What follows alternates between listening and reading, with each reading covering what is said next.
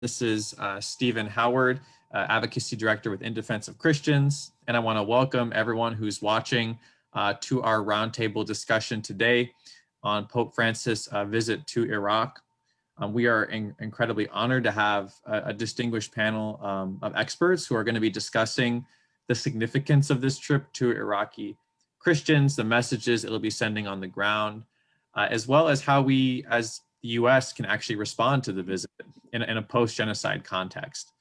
And so there's been a lot written about what's been going on in Iraq in light of the papal visit. We're looking forward to getting into that, but we're really looking at addressing these issues both from, what does this look like for the Christian community? What does this look like from a security perspective, from a humanitarian perspective? So we're very excited. And before I actually formally introduce our entire panel of experts, I did want to just invite one of the people we have on our roundtable here is a bishop. We have Mar Abba Royel, who's bishop with the Assyrian Church of the East, specifically in the Diocese of California. And I wanted to invite him just to offer up a prayer before we go ahead and get started today. Well, thank you very much, Stephen, and greetings to all of my fellow panelists and to all of our viewers this morning. Let us begin with a prayer from the Liturgy of the Syrian Church of the East for the season of Lent. In the name of the Father, and of the Son, and of the Holy Spirit, forever. Amen. You, O Christ, the true light of all lights, who feeds lights from your light, and who dwells in the excellent light which no Son of Man has seen nor can approach. We beseech and we ask you, even we who are weak and sinful, to enlighten the darkness of our minds by the brightness of your unspeakable light, so that the lamps of our souls being enlightened with the oil of mercy and pity, we may also be enlightened with the light of your light, which enlightens all. And may we rejoice in the joy of your countenance, which delights all. And may we desire to meet you at your manifestation, which renews all creatures. O you who did create the light in your loving kindness, and who does order the darkness in your wisdom, and in the knowledge of your Godhead, which cannot be fathomed by spiritual ones, and by those who are corporeal, O Lord of all, Father and Son and Holy Spirit, forever. Amen. Thank you very much, Bishop. And everyone, we're just incredibly thrilled to get going here. Obviously, Pope Francis is undertaking this visit to Iraq at a very sensitive time. It's been some years since the ISIS genocide, and the community is still very much struggling to recover. I had the opportunity to put an article in The Hill just this morning focusing on the fact that this is a community that is in need of hope, and that while the US has done some good in response to the genocide that was committed on a wide bipartisan basis. And so that's why we're happy to have Congressman Fortenberry join us when he does, to attest to that good work that we've seen from people such as Vice President Pence in the previous administration, Congressman Fortenberry, Congresswoman Anna Eshoo, and so many others. And we've been happy to see the US stand so strongly with survivors of this genocide. And our hope is that this visit from Pope Francis will instill and will really re-energize these efforts, so that we as Christians across the world, but also as the US, can really develop a long-term strategy to support Christians, Yazidis, and so many of these other groups who have survived the ISIS genocide. So with that being said, I know the Congressman is a few minutes late, and so we will let him, we'll let him hop on the call when he does. And so we'll just go ahead and get started with our panel discussion. And so I'll introduce our panelists now. And as I've already mentioned, one of our panelists is Mar Abba Royel, who's Bishop of the Assyrian Church of the East. He's also a board member of IDC, so we're very honored to have him. We also have Ranna Abro with the Shlama Foundation, a good friend of ours whose organization is doing good work in Iraq on the ground. We also have Joe Snell, who's editor of the Assyrian Journal and a writer with Al Monitor. We have Dr. Elie Abouaoun with U.S. Institute of Peace, who's just had an article come out this week about what this papal visit can mean for Christians in Iraq. And then we also have Karmella Borashan with the Assyrian Aid Society, another organization who has done great work in Iraq. And so we couldn't be more honored to have everyone. And so just to really kick things off here, Very simple question, but the title of the visit, "You Are All Brothers."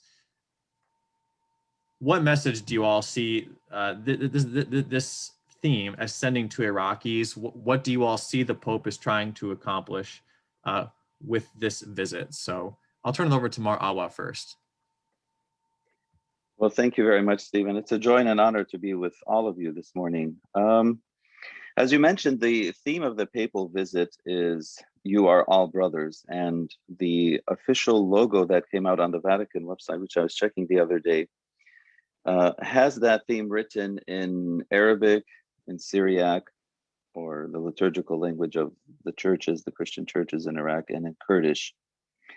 And so I think that there is a very strong interreligious emphasis, if you will, on the visit of Pope Francis to the country, and with the intention of bringing together the various religious components and interreligious components, be they Muslim, Christian, Yazidi, etc. So I think the theme intends to be all-encompassing without respect of religion.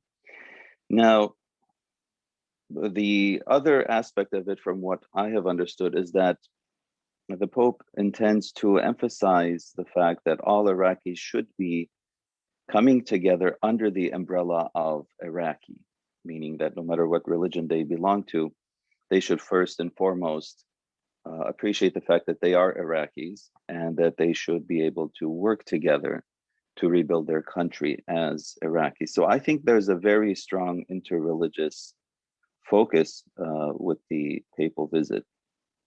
And that's why, of course, it was published in the Vatican website in terms of the papal itinerary, that one of the main stops that the Pope would have would be with Ayatollah Sistani in southern Iraq. So there is a heavy interreligious emphasis, I think, and that's what the theme is actually trying to encompass.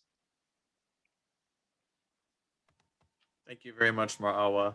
I'll turn it over now to Joe Snell for his thoughts. Yeah, first off, I just want to thank IDC for hosting this important panel. So I'm going to echo some of what was just said. The trip sends a few different messages to Iraqis. On the one hand, it establishes important interfaith dialogue.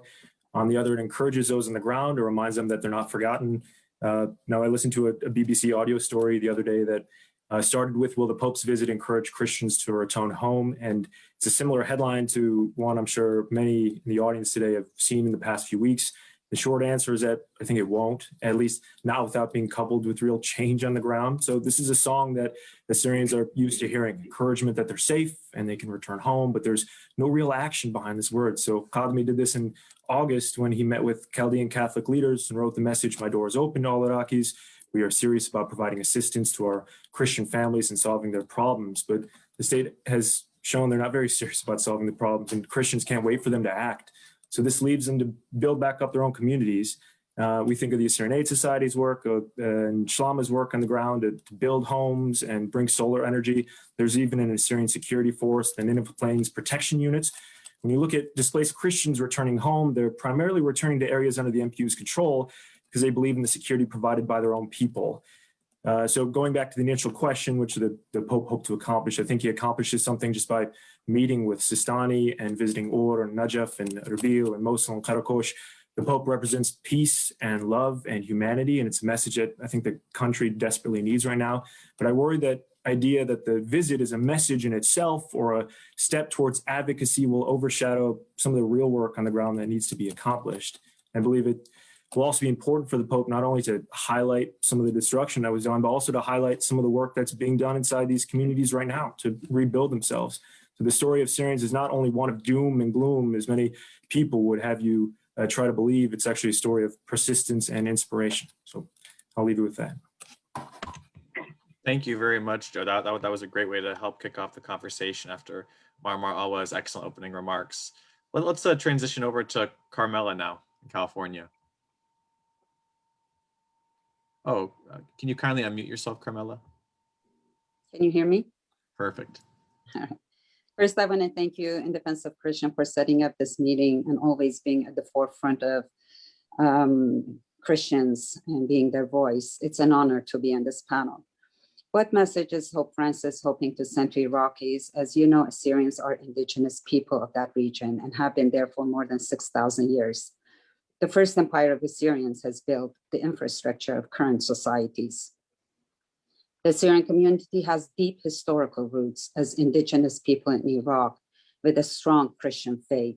The Pope's visit reinforces the importance of maintaining this fabric in Iraq and preserving not only their Christian identity, but their deep-rooted ethnic identity.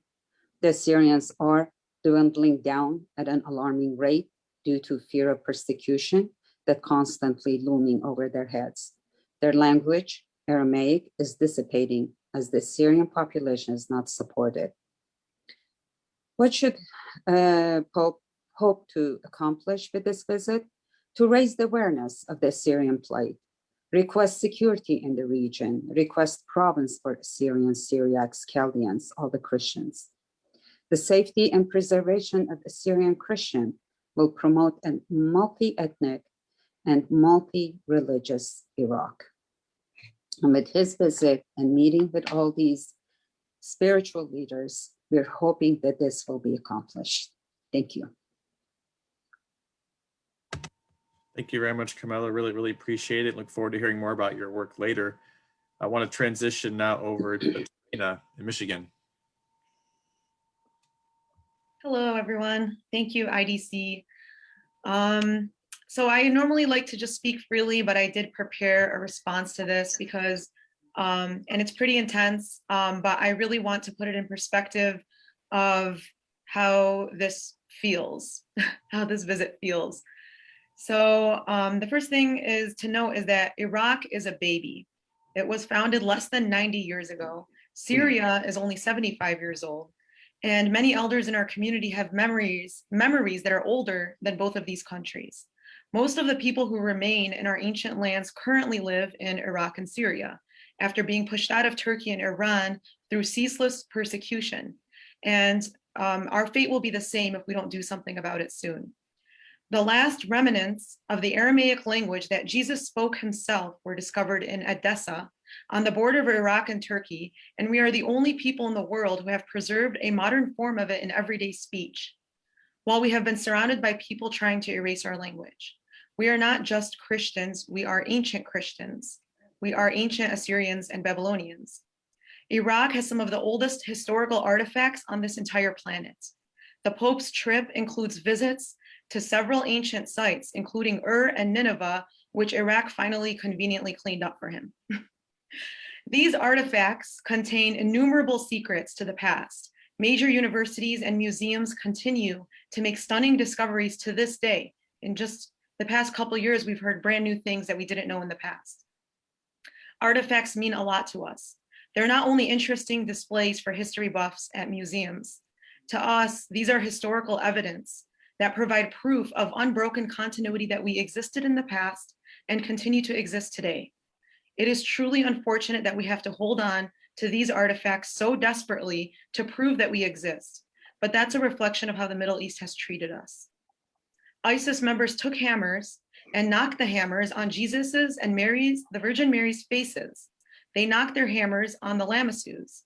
And then Joe reminded me that this is the anniversary of the video that came out of them destroying the lamassus with sledgehammers. They took bulldozers and ran over our tombstones in the cemeteries. Our cemeteries are considered historical sites to us. They took books, including ancient manuscripts, and burned them. How should we interpret this? This is something we will never understand. And the worst part is that ISIS's ethnic erasure efforts are still being continued today, just more discreetly and peacefully. Yeah. This is a disgrace to academia, to all human knowledge. We are a piece of that history. What kind of people make the choice for their nation to not have any history? You are all brothers is a hopeful statement, but it is coated in a painful shell. As Christians, we always have hope. We hope that the Pope's visit truly inspires peace and reconciliation, but it's going to take many more serious initiatives if Iraq really wants to exist as a true nation. In my family, brothers argue and make up. Brothers means family, and Iraqis have a long path ahead before such a bold statement can be trusted. Well said, Ranna. Thank you. And what I'm going to actually do now is, my understanding is that the congressman is on the call. And so I will allow Sarah. There he is. Okay. Congressman, well, it's my pleasure then. I'll go ahead and introduce Congressman Jeff Fortenberry of Nebraska, who's been one of the leading bipartisan champions, not only for genocide recognition, but for genocide response in the US Congress. And he's fought years and years for these issues. He has a community of Yazidi Americans in his congressional district that he fights tirelessly for. And he's put and expended so much of his time, energy, and resources, and his staff, which I'm sure that Mina and Drew can attest to advocating for genocide recognition and response in Iraq, and support for Christians, Yazidis, and other religious minorities. So Congressman Fortenberry, we're honored that you can join us, and we look forward to hearing from you right now. Well, you're kind and generous, Stephen, perhaps too much so, and I apologize. I am on a jet bridge getting ready to get on a plane where the door is closing momentarily. We had a serious shift in congressional schedules late last night, so I'm sorry for the indignity of this. I hope you can hear me okay, but I still wanted to come on and first of all, thank Independent Christian, really the singular platform worldwide, which brings focused attention on the plight of religious minorities in the Middle East and worldwide. But it's deeper than as horrible and twisted and dark as what has happened to the Christian community and the Yazidi community and certain Muslim minority communities in the Middle East and throughout the world. It is a deeper proposition that you're about. And of course, this is the most emergency need for mankind to get its mind around, that unless we have an architecture in the 21st century that's focused on the singular proposition, human dignity, that every person matters, and there is a sacred space of conscience in each person that allows them the possibility to reach for God through reasoned religion and faith tradition. And the Christians of the Middle East have as much right to be there as anyone else. These ancient traditions once helped form the mosaic of plurality there. It is always been under stress and difficulty, but that's part of the mission, as we all know. But to be targeted for extermination, to be non-recognized, treated as second class, this isn't just a matter of rights for Christians in the Middle East and others. It is a matter of human dignity. It is essential to the principles of civilization itself. And if there ever is to be healthy nationalism in Iraq, Syria, Lebanon, Egypt, throughout the entire region, then this ideal of respecting the rights and dignity of each person. Now, to make that practical, we had to fight off the dark, twisted threat of ISIS. We continue, I think the previous speaker was referencing that, to guard against the inability of systems, if you will, to protect the innocent and vulnerable. We in the United States, we try to basically provide an airlift of funds and resources. The deeper issue, though, is security. That how do I propose integrating Iraqi Christians and Yazidis into regularized military Iraqi security forces with more autonomy to help protect themselves. So we've got a lot of work to do, but without your organization continuing to raise consciousness worldwide on this issue, I'm afraid it would just be another news story, and then we'd lurch to something else. So thank you for everybody's commitment. Please keep going. I think, frankly, the Pope's visit is nothing short of miraculous. I'm sorry, I keep having to look to see if the doors can be closed on the plane.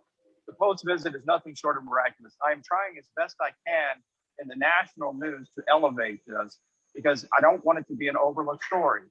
An old man in the midst of the pandemic is going at the behest of Muslim leader invitation to one of the most troubled parts of the world, while Iranian-backed militias are firing rockets at U.S.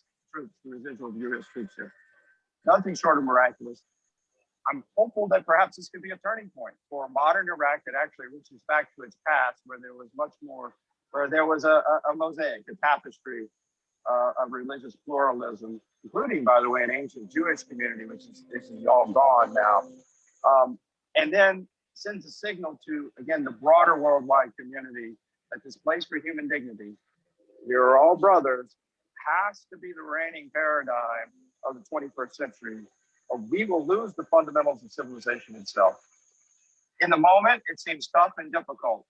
if we can continue on this trajectory and have extraordinary, courageous people like those who are hosting the Pope in Iraq continue to speak and be forward-leaning. And in fact, one Christian leader in the Middle East said to me, the persecution has now made us into a mission church. Beautiful. The other thing that was said to me by Muslim leaders themselves at the highest level, it would be disastrous for us to lose the Christian population, which has always served as a leaven, if you will, in providing services, particularly medicine and education, to people of all faiths.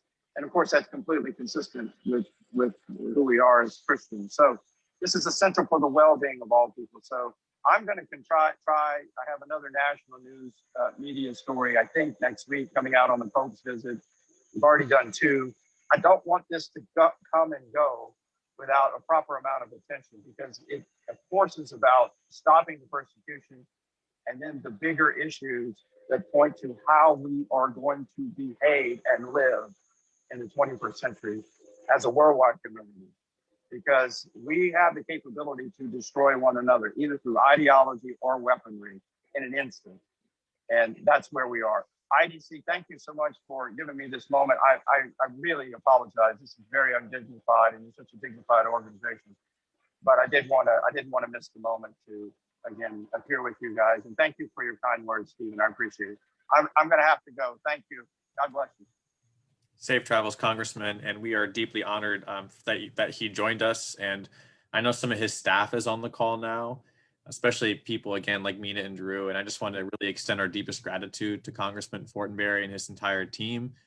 Much of our greatest accomplishments as an organization have come with the leadership of Congressman Fortenberry. And we really would not be where we are. And truthfully, the U.S. response to the ISIS genocide would not be what it is without him and without his leadership. So I'll invite Dr. Abouaoun now to share some of his initial thoughts, perhaps even reacting to what the Congressman shared, but also just on the papal visit in general.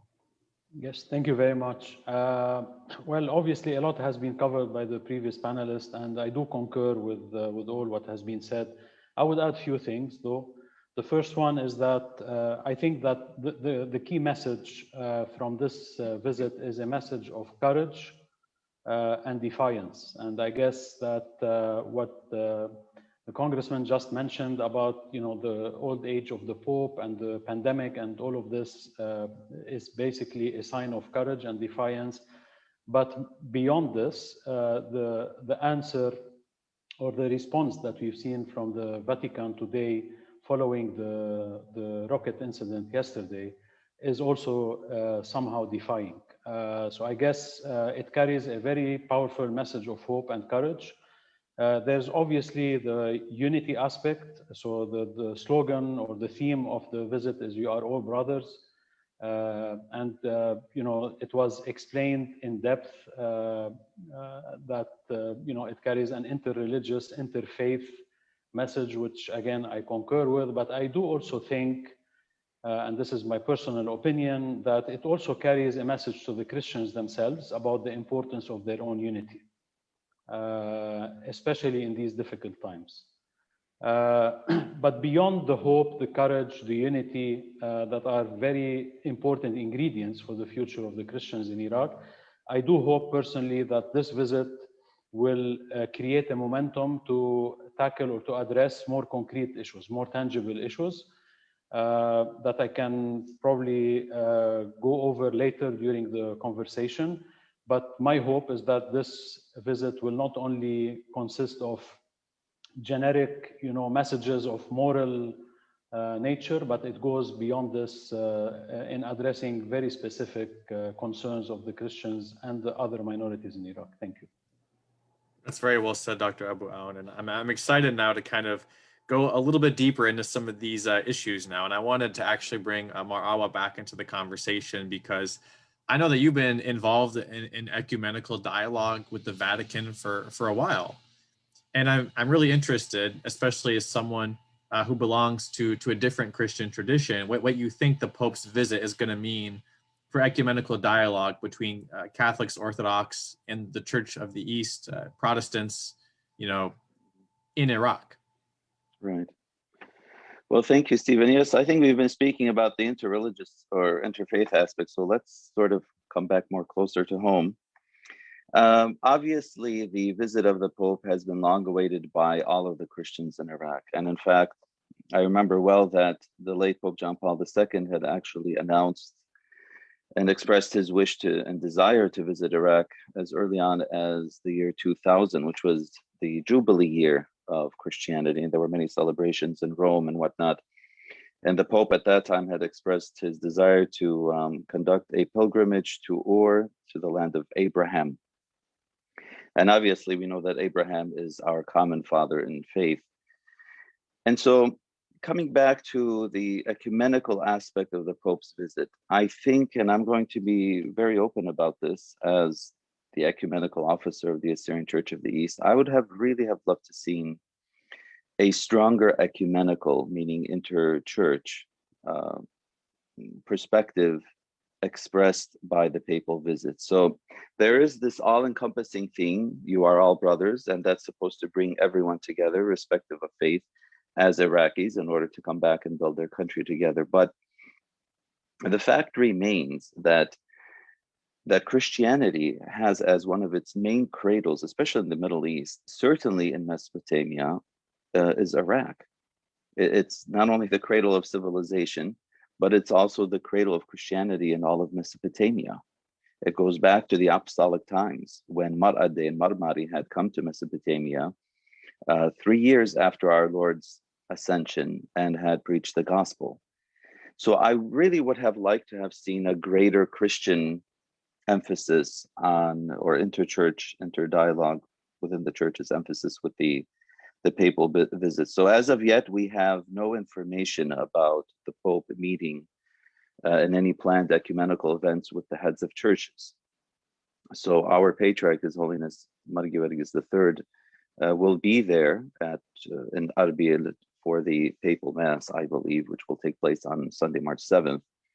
But we would have hoped for a more formal meeting with His Holiness the Patriarch, seeing that the historical ecclesiastical primate of Iraq is the Patriarch of Seleucia Ctesiphon, who's the Patriarch of the Assyrian Church of the East. And that's a historical fact. So that would have been a very important and very meaningful event for the Vatican to have planned, as well as a roundtable discussion with the Pope and the heads of churches which are present in Iraq and the representatives of the various Christian denominations, sitting together in a sort of roundtable format and discussing and sharing what the plight of the Christian communities is. So unfortunately, none of that has been done. It may happen sort of spontaneously, we don't know, but at least it's not in the published itinerary of the Pope, which the Vatican has released. So I really would have loved to have seen more of an emphasis on that. Giving more attention to the plight of the Christian communities, the various Christian communities, is very important, because it was accented by the panelists before me that the refugee status, the displacement status really has not been resolved in many cases. And so how do we help the Christians? How does one help the Christians to stay in their ancient homeland? Security obviously is one of the major components of that. So I really would have liked to seen that addressed. And also there's, I think, and I'm going to be a bit biased here, if you forgive me, there is a very giant elephant in the room that oftentimes in various forums we don't like to discuss.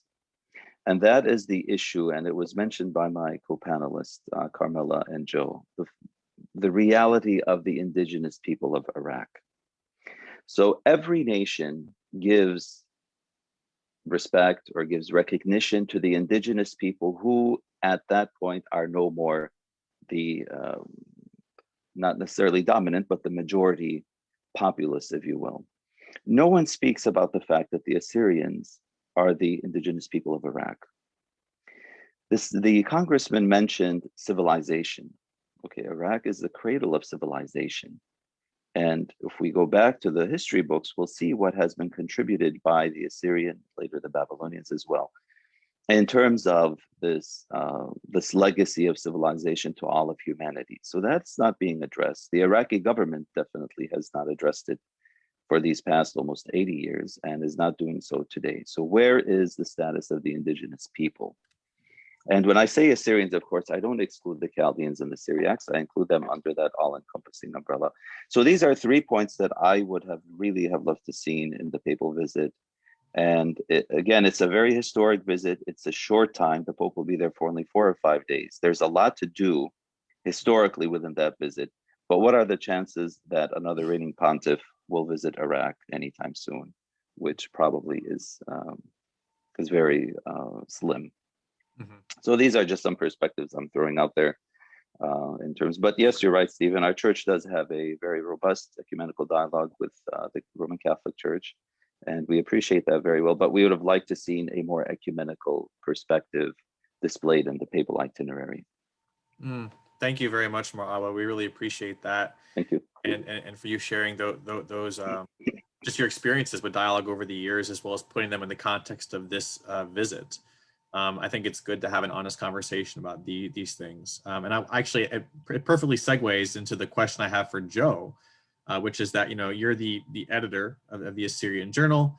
You cover issues, political issues, social issues, cultural issues for the Assyrian community.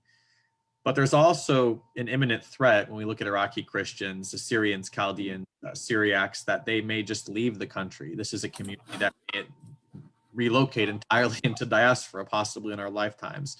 How imminent is that threat?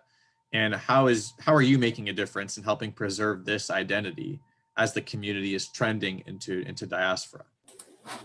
Yeah, well, to start, I think that the community will never entirely leave the country, but numbers are certainly decreasing. That's for a number of factors. I've covered for Al Monitor the Assyrian communities caught in the crossfire of Turkish bombings going after the PKK in northern Iraq. And even Assyrians from displaced camps who are trying to return home are met with land grab issues. And this is actually a huge problem, especially in the Nineveh Plains. So imagine fleeing your home and then trying to return a few years later and someone else is living there. There's no real bureaucratic help in the KRG. In fact, in one of the cases I'm covering, a home that was taken now belongs to a Kurdish police officer that's charged with the very security that these communities are looking for when they're trying to return home. And then there's also the cultural heritage issue. I think Ranna mentioned it earlier. This heritage isn't just something nice to look at and store in a museum. It proves existence. So destroying it is a part of a campaign to wipe out that history. But as I mentioned before, there are real efforts to rebuild these communities. And I want to emphasize again that these efforts are largely being led by the communities on the ground, not the state. So the state will roll out the red carpet for the Pope, and rightfully so. It's a historic trip, and it brings an important interfaith dialogue. I hope the Pope can also see the other side of the coin behind the trip's production. So example of this is the site at Ur. It's the birthplace of Abraham, as we talked about before. It was a popular tourist destination in the 70s and 80s. But since then, it's been in really bad shape. It took a visit from the Pope to restore the site. So the imminent threat is not the community leaving entirely. I think more so it's about being forgotten by the state and international community, and also historically. So that leads into the second question about making a difference. So much reporting about Assyrians is only about death and destruction and despair. It only covers the community, I think, from one lens, and it's a pretty bleak lens, to be honest. And this was killing hope in the community. Imagine reading only negative headlines about the fate of your people every day. You can imagine it has an effect on your ability to believe in a better future. But there are so many positive initiatives going on that were often only discussed in Facebook posts and text messages and phone calls to family and friends. So to wrap it up briefly, I want to say that that's an important way to make a difference. Highlight the history and the culture, and also highlight the work of the people on the ground that are really making a difference in both the homeland and the diaspora. That was, again, you guys really, this whole panel complements each other so well. So thank you, Joe. And when we're talking about people making a difference on the ground, I think that's a great segue to the Assyrian Aid Society. And so I wanted to invite Karmella to share really a bit more about her work, and that, you guys have been providing humanitarian assistance to Assyrian Christians for many years. Can you just share what the needs are of the community right now, and what would you say the Pope can do to offer encouragement? Thank you, Stephen. And I'm going to be taking the risk of being redundant.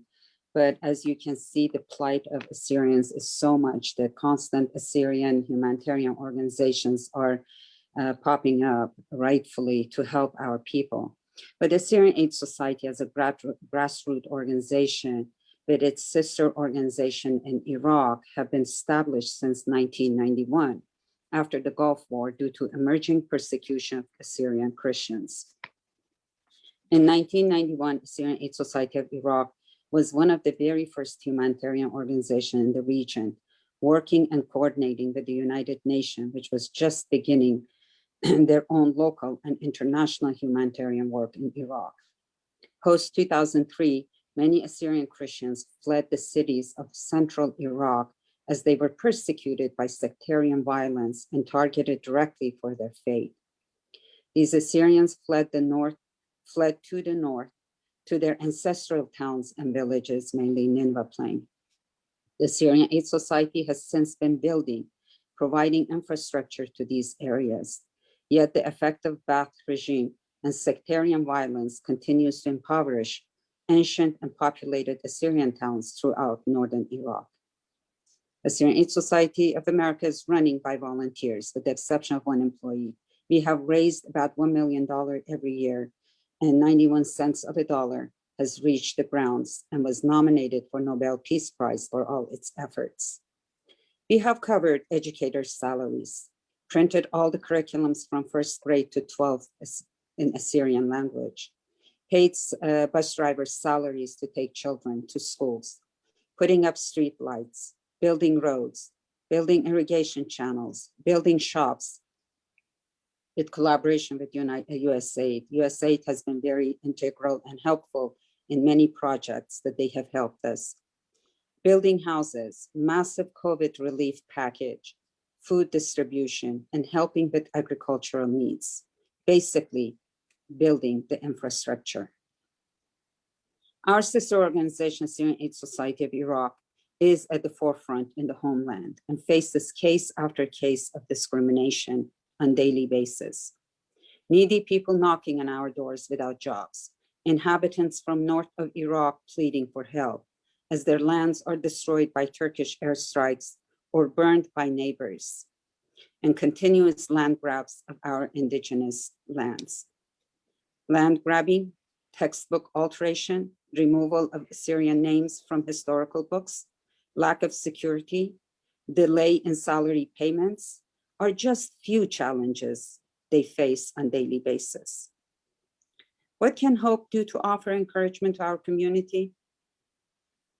By his visit, he reminds all Iraqis of all faith the significance of the ancient Assyrian Christian community and its importance to the mosaic fabric of Iraq.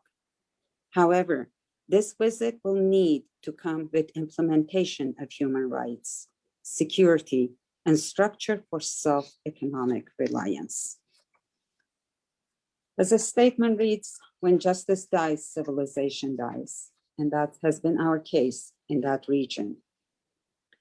He can promote and emphasize on the security of the region, which my colleagues mentioned it, specifically by enforcing or helping Nineveh Plain Protection Unit, acknowledging of Assyrian Christian rights, importance to maintain the mosaic of Iraqi society, importance of having ancient people in that region. This will maintain the fabric and mosaic of the country, having economic independence, as I mentioned, and most importantly, the security that is lacking in that region. These all in itself will encourage the Assyrian population. Thank you. Thank you very much, Karmella. Really appreciate that.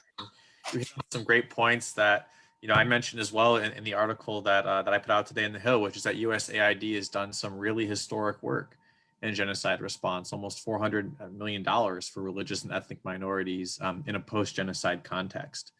And it's really important that Biden administration look at ways to institutionalize that aid and think big picture about it, because we know that genocide recovery doesn't happen in 2 or 3 years. There needs to be a long-term plan to really invest in Iraq's diversity. Some really good work USAID actually has been the new partnership initiative.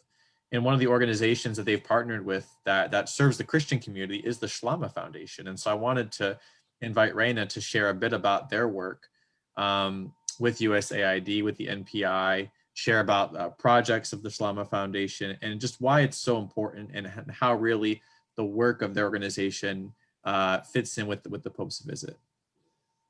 Thank you. So for those who don't know, the New Partnership Initiative was a special opportunity that was created for smaller nonprofits and faith-based organizations to be able to gain access to grant opportunities.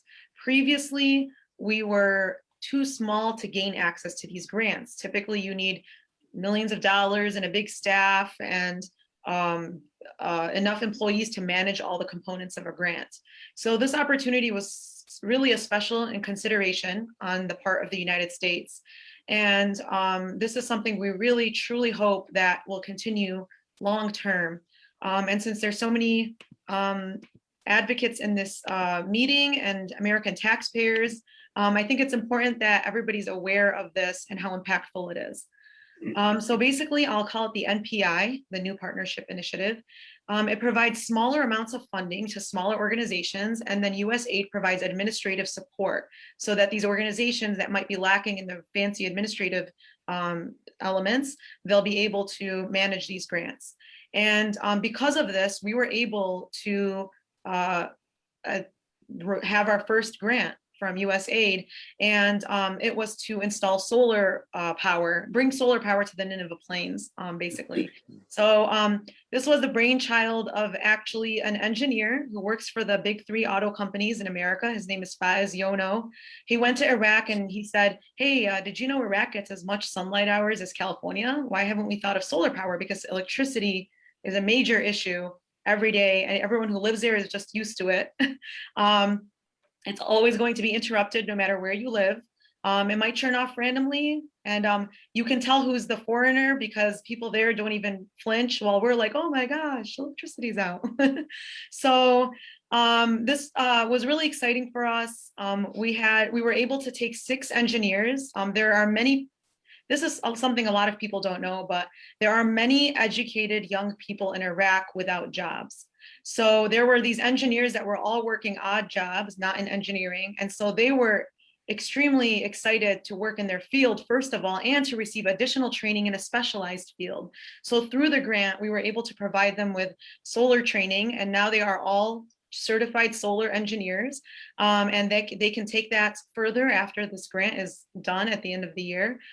So far we have furnished 70 homes with solar power. 17 farms now have solar water pumps, and 3 villages, Ain Bakr, Teslopa, and Bendawaya, now have solar streetlights. And we post on our social media all the time, so you can see on Shlama like what it looks like. There's videos, and you could see everything that we're working on. So I just wanted to, Shlama does a whole bunch of other stuff. If you want to see every project that we've done, you can just go to shlama.org/projects, and you will see all the details that you can ever dream of. They're all listed, how much they cost, what we bought, everything is there. So I want to focus on a little bit of how much more meaningful electricity is than people think. It is a statement of independence. It is like Iraq is a country where everybody has previously relied on the government for every single thing. There weren't really many nonprofit organizations. Most of them are actually Westerners. So even the whole culture of volunteerism is kind of new, because everybody relied on the government for everything. And the public servants were the soldiers and the churches. That's who people would go to as for public needs. So with electricity, we can change the whole economy. People can become self-reliant. We at Shlama, we want to promote entrepreneurship. We want freedom for people to be able to succeed if they want to. We want to remove all of these obstacles as much as possible. It is hard because Shlama is not a political organization. So, and we don't have those connections, but we do have partnerships and relationships with organizations like IDC and other API and other community organizations and journalists like Joe, where we communicate the obstacles that we encounter. And then we hope that, and the people here that are listening to this panel, we hope that those of you that have the access and the capability to influence change politically, that you can remove some of these obstacles for us, because all we want is some of these Western abilities that we have here to make the quality of life better there. And we don't want to push American culture on the beautiful culture we have there. We just want to take some of those great values like female empowerment, economic freedom, the ability to start a business if you want to, ownership of, being able to own things, like not the government owning every single thing. So some of these things we really want to influence. We want to change like how Iraq is designed. And that is a big challenge. That's not even something Shlama is near. So if you guys, if everyone here, could just keep those things in mind when you're out there advocating and doing what you're doing, and we will gladly partner with everyone and work with you to express the issues and express the obstacles so that we can continue to improve freedom and opportunities for the people there. We're at this point, and I think it's sad, but it's great at the same time, is that we have to be self-reliant. Right. We have to help ourselves. And another reason why this NPI initiative is so important, because it allows us to help ourselves. It is funding the local organizations, the ones that are made up of the community members, the Yazidis, and everybody, the Arabs, the Kurds, the Chaldean Assyrian Syriacs. So all of these new partner initiatives, giving the opportunities for the smaller local organizations to work within their own communities in their language, understanding their community's issues, needs, concerns, complaints, all of the little intricacies that can make it challenging, visiting the remote villages. Something else, this is the last thing, sorry, I don't know if I'm going long, but the last thing that I encourage everybody to check out is to go to shlama.org/population. And this is something we designed for all NGOs. This isn't an internal thing. This is for you. This is for everybody. We want you to see the villages that exist. There are hundreds of tiny villages that are neglected. It's like rural America. There's like not as many people, but that doesn't mean the city doesn't matter. So like usually the difference in Iraq is everybody's in the center and the farms are on the outside, whereas in America, everybody's just spaced out. But these are rural, these villages. And so that population project will allow you to see where they are, how many people live there. You might even get a little hint into the political situation just by looking at the population. So I hope that's helpful. Yeah, absolutely. Well, I love your point about redesigning Iraq. That's a very interesting expression. It kind of ties into Dr. Abouaoun's recent article, The Pope's Visit to Iraq and the Future of Christians. And he really outlines various challenges that Iraqi Christians face, whether they be security, administration of the Nineveh Plains, specifically demographic decline, conflict between the Kurdistan regional government and the Iraqi central government. Dr. Abouaoun, can you maybe hit on these points in some more detail and just introduce us to these challenges and some solutions, some proposed solutions that you have? Yes, thank you very much. Well, I mean, most of the studies and the assessments that were done reveal that the main reason why the Christians are not returning to their areas of origin is that they lack the perception of safety and security. So the issue goes beyond infrastructure, reconstruction, employment or whatever, but there is a real issue with how safe they feel, and they don't. Obviously, this means that one of the priority things is to revisit the security arrangements in these areas. And in the article that you kindly referenced in your introduction, I did propose that the focus should be on local security forces. So forming local security units, basically hiring people from the community to serve in these local security units, and making sure that these local security units have a strong and accountable oversight mechanism.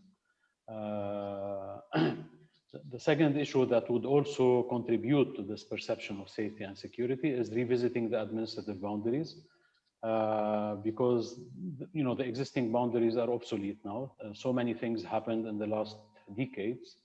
And there is a need to revisit these, how these administrative boundaries are divided. and there are several technical proposals. I mean, I don't think this panel is the right place to go into much details about this issue, but there are several technical proposals, and at least one of them that I know of has been endorsed by the majority of the Christian forces in Hamdaniya.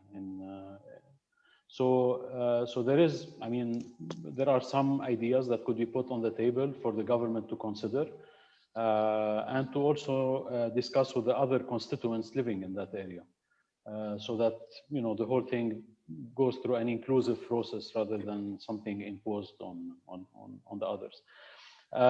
Beyond this, I think that what I suggested in the article is that there is a need to think about a kind of a Marshall Plan for the area. I know that the term itself is not fashionable anymore. It tends to be actually intimidating to some governments. So I revisited the wording, and I said that what we need to do is to identify some sort of Christian clusters, geographic clusters, and then work on twinship models between these clusters and regions or areas in the West. And obviously this will involve not only ensuring a free flow on investment or aid, but it will also require improving the governance models, which is something that is pretty much needed in Iraq. We know that the reputation in Iraq, no, it's not a reputation only, it's a fact that the level of corruption is really endemic. And what I also suggest is that given that the demographic imbalance is a fight that the Christians will not be able to win anymore, I think it's way too, I mean, it's way too unrealistic to expect that the demographic balance will be reestablished. So the only way of recreating some sort of leverage for the Christians is to make out of these clusters a poles of technology, education, and economic development. And this is how the twinship models with the other regions should be designed to ensure that the investment is focused on these aspects. And I did give the example of the Catholic University of Erbil and the Mariamna Hospital in Erbil as good examples of how this can actually happen on the ground in reality. So these are the main ideas that I laid out in the article and that I think are important to recreate conditions that would allow the Christians to stay for those who are there or those who are displaced to return to their areas of origin. Thank you. All said. Thank you very much. And what we're going to do now for everyone watching is I'm going to go back to our panelists for a very quick kind of rapid fire, like 60 seconds of remarks of just what they hope they'll see from the Pope's visit. But I want to encourage people who are in the Zoom call and watching on Facebook Live that this is the time to start submitting your questions because we're about to transition over into the Q&A. So again, for our panelists, really when we look at takeaways from this visit from the Pope, what are we hoping that the international community, especially the United States, can take away from Pope Francis's visit? How can we support the mission of this visit? Again, just 60-second answers before we go into our Q&A. So I'll turn it back to Mar Awa. Thank you, Stephen. Well, very briefly, 3 thoughts. I think that the international community should help the Iraqi government promote tolerance, brotherhood among all of the religious and ethnic components in the country. And this may be in the format of symposiums, of regular gatherings in Iraq itself, maybe hosting them in Washington, D.C. at governmental levels, but just to help them understand and to get into the spirit of promoting such dialogue with these various ethnic and religious components. Secondly, I think we can promote advocacy more locally for a greater collaboration among Iraqi groups. And thanks be to IDC for having been at the forefront of this for these last few, well, at least since 2014, I'd say. Right. But trying to amplify that even more and promote that here in the States. Thirdly, I think we should be able to promote more collaboration among the corresponding churches of Iraq. And so maybe IDC, and I know that the pandemic has put a damper on a lot of events that otherwise would have taken place, but maybe hosting an annual meeting of the churches that exist in Iraq, hosting them in DC by IDC itself, and having local components also of those corresponding churches to attend, and just to discuss and dialogue and sort of come out of this, step out of the Iraqi context and see what's going on even ecumenically or interchurch wise in the US and other parts of the Western world. These are just a few thoughts I had on it. Oh, wonderful. Thank you, Marho. I really appreciate that. Very thoughtful recommendations. Now let's transition over to Joe Snell. Yeah, I think Ranna hit it a bit on the head with self-reliance and empowerment. So I think the international community needs to understand that Syrians in the country are serious about protecting and rebuilding their own communities. We mentioned the MPU security force earlier. There are also groups on this call that are building houses, solar panels, street lamps, the mobile health clinics, fighting for recognition of the Ismaili massacre in 1933. So if one of the things that the Pope hopes to accomplish is encouraging communities on the ground, then we can support him by in turn encouraging these communities ourselves, building off that energy that the visit generates to support these initiatives. And you look at what the Assyrian Aid Society is doing, look up what Shlama is doing. I think it's important we continue this message of encouragement even after the Pope leaves the country.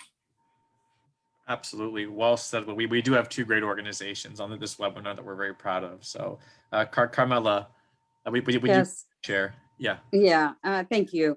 When an endangered animal species is noticed, actions rightfully taken, right? We have endangered ancient human ethnicity. Complacency should not be a choice right now. Assyrians having a 6,000 years old history, as it was mentioned, and first Christians, as Bishop mentioned, are oldest speaking language, being the first empire. These are people that need to be, and biblical people that need to be supported. In the book of Matthew 25:40, it says, "Truly I tell you, whatever you did for one of the least of these brothers and sisters of mine, you did for me." And that is something, a burden that should be on everybody's shoulder. What can be, we can, as my peers, Ranna mentioned, building infrastructure and being self-reliant, building all of the things we're doing, are all in vain when there is no security. As Dr. Elie mentioned, security is on top of the list. All of this can be built and it can be shattered in a heartbeat, just like we saw what ISIS did. So we are relying on hoping that, as a congressman on an issue a couple of months ago, we talked to her, she mentioned resolution HR 259 has been merged with the National Defense Authorization Act. That's right. And yeah, we're hoping that that will create some sort of support for security in the region and enforcement of MPU. Thank you.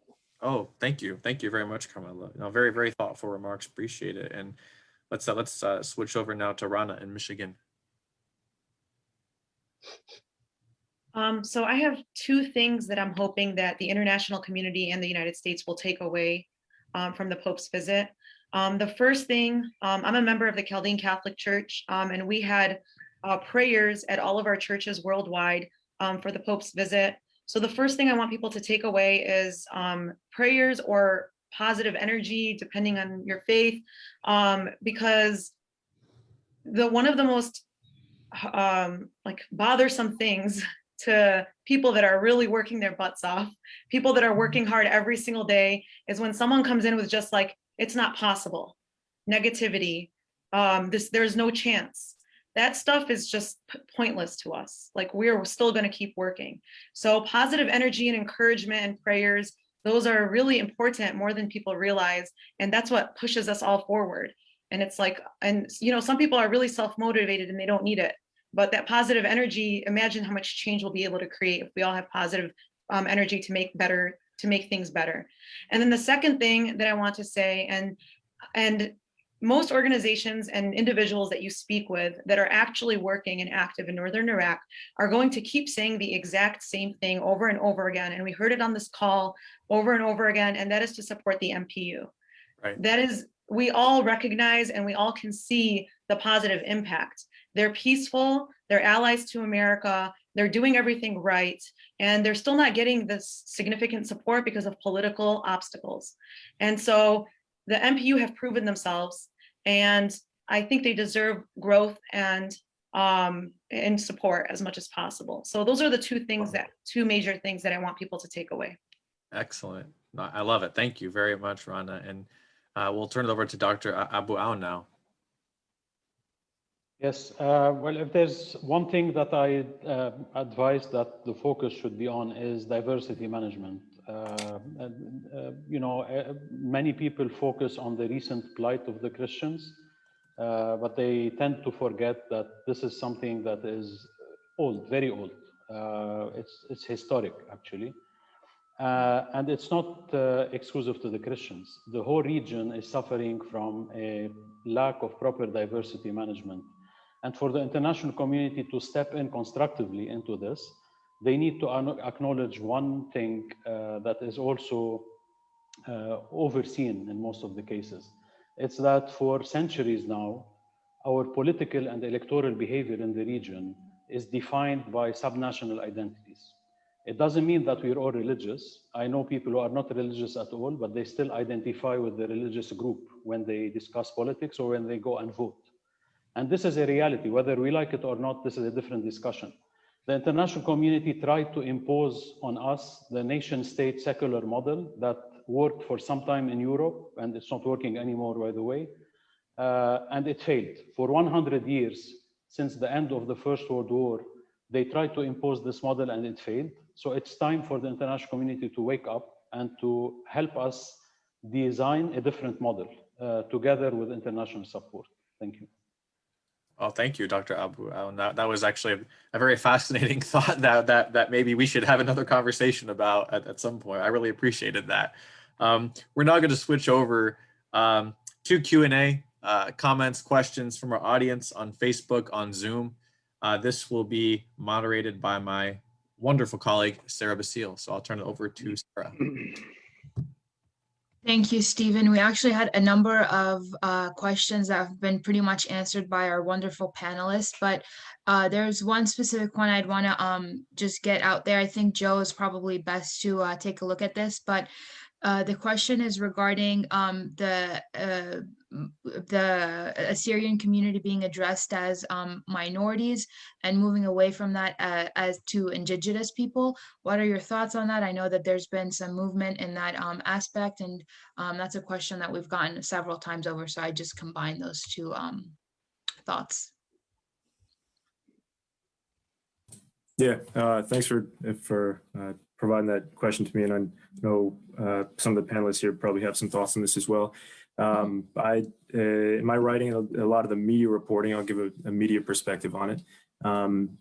We still use minority, and that's certainly a discussion that I've had with editors before, and I've had it with other outlets before. But I'm gonna be honest, I don't see that changing anytime soon, but maybe somebody on the panel has a better perspective on it. Oh, okay. Ranna, did you wanna give some thoughts on that? Yeah, so I'm used to using the word indigenous minorities or minorities for a long time now. So I've been hearing about this recent like language change, and I respect it. And I definitely think we should talk about it and understand it and think about it. But I do think we're in that phase of the transition. So I don't think everyone should be expected to just change instantly, but it's dialogue that we should have to show the utmost respect. So I am working on adjusting myself. I do understand the meaning. Basically, they're saying that, I guess the translation of the word like diminishes our existence somehow. So I would like to learn more. I'm very open to it. I want to speak properly and to show the utmost respect to all communities. You know, I also, somebody told me that with Yazidis, it should be Yazidis. So like, I want to learn these things. I think we should all just be open to learning and, you know, and hear from those communities about, and I guess we are those communities. So we have to educate ourselves. Well said, thank you. Can I? Yes, Sorry, please. can I interject here? I Yes, of know course. this discussion came, I know minorities have certain rights, but whether we like it or not, we are Indigenous. Indigenous means we have a native roots. That is a term that is being used by a lot of us. We are being minoritized. That is a fact too. Otherwise, there is some discussions going on right now. You're right. Thank you. Dr. Abouaoun, did you want to chime in and express your thoughts on this? Not on this specific matter. I guess Okay. it was pretty much covered by. Okay, all right. And I think that should wrap it up from the questions in terms of what we have. Sarah, maybe we did Mar'awa want to weigh in as well? Mar'awa, did you want to give in your thoughts? Well, very briefly, I mean, so if you're living in the United States or Canada or Europe or Australia, being a minority is actually a good thing. You want to be a minority. But if you're living in the Middle East, it's not so much a good thing, because there are laws, there are legal structures in place that unfortunately don't ensure the full rights of a so-called minority. So we need to really begin moving away in our dialogue, I think, and in our expressions, away from using the word minority or aqaliya, which they use not only in Iraq, but even in Iran, it's used in a religious sense. So that will take time, obviously. That won't happen in a day or two, but to keep using that sort of a vocabulary will definitely not help empower our Indigenous and Christian communities there and other so-called minorities. Thank you. Right. Stephen, I think that should wrap up the Q&A from our end. A lot of the questions that we did have in the beginning of the session have been wonderfully, as I mentioned. So I appreciate everyone's comments. And if you have any questions, please feel free to message us and then we can take care of them. Excellent. Great. What I just want to do then is, I mean, thank you for monitoring the social, Sarah, Connor, and Sophia. I just want to give each of our panelists a chance to deliver a closing statement before we conclude with the event. So I'll turn to Karmella first. Thank you. I want to thank you for the opportunity given to us. I'm very glad that Pope Francis will be traveling to Iraq and hoping he can raise our concerns. IDC has always been the forefront of voicing persecuted Christians, which is much appreciated. Preservation of such historical people should be everyone's concern. No other nation except Israel has more biblical history and prophecy associated with it than Assyrians. I'm quoting this from a friend of mine on Facebook. Thank you. Thank you. Joe Snell. Yeah, so I'm certainly encouraged by the visit, and I pray this visit will lead to changing of some hearts and more action on the ground. But in short, I believe that this visit also needs to be followed with action and real security and rebuilding efforts. I do have an ask of people that are still on the call now. If everybody could get on their phones and put a reminder in for July 1st, entitle it something like "Look Up Christians in Iraq." And this week we'll see a lot of messaging from state and international leaders talking about how much they care about the community. They'll give carefully prepared statements about the importance of carving out a safe space and addressing security and rebuilding efforts. So when that reminder goes off on your phone on July 1st, I simply ask you to just check back in on the community, Google it or whatever you have to do, and see what's changed, if anything's actually been done. If you have the time, even if you want some extra credit, go and check on the site at Ur and see if the state has continued to keep it up and restore it. So that will be the real test for me of how effective this trip has been. I'm encouraged by the trip, and I'm certainly thankful that the Pope's making the visit.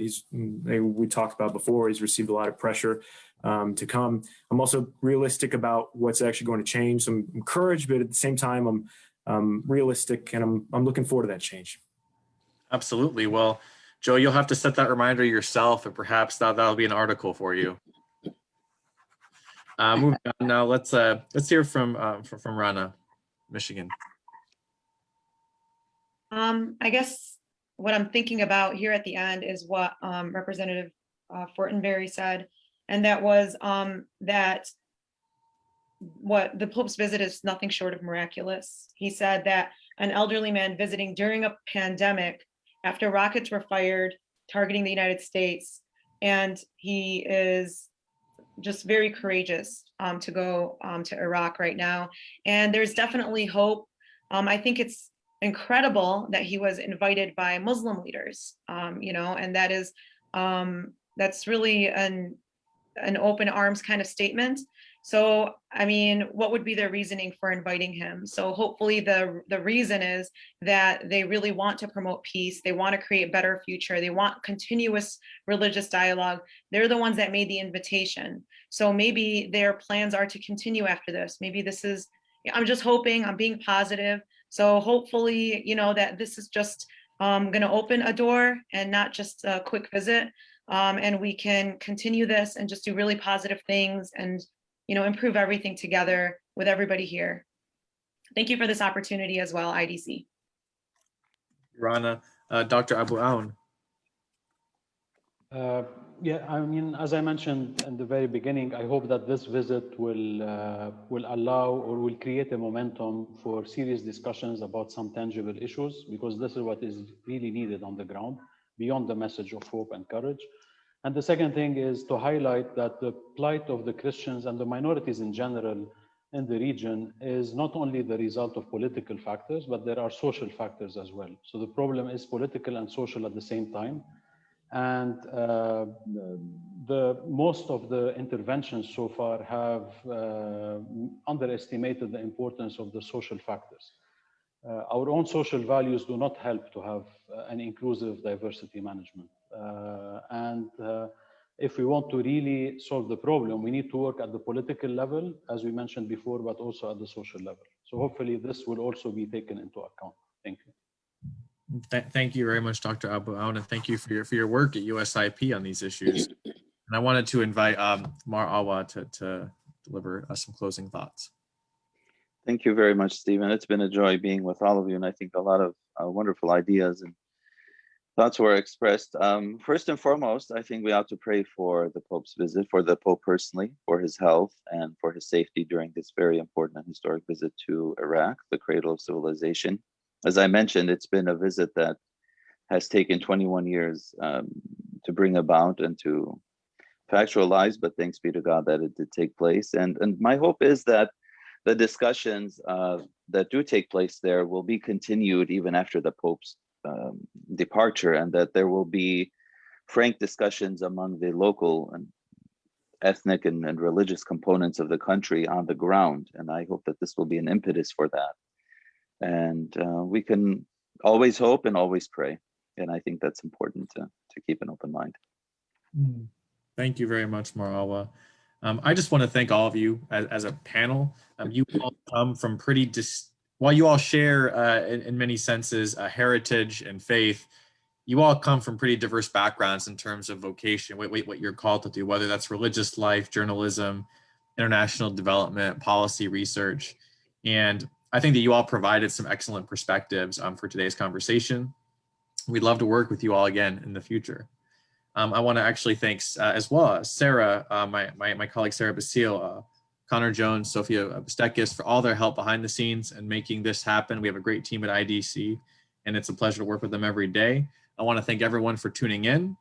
You can share this video on Facebook. It's also going to be uploaded to YouTube. You can share that link online with your friends, with your families, with your churches. We do these webinars about once a month or twice a month at IDC. So to learn more, to keep updated with our work, you can visit indefenseofchristians.org. So we're grateful to everyone. We hope that you all have a great day and join us in praying for the Pope's visit and also acting in response to it and showing our brothers and sisters in Iraq that they are not forgotten or alone. Thank you. Thank you, Stephen. Thanks. Thank you. Bye, everyone.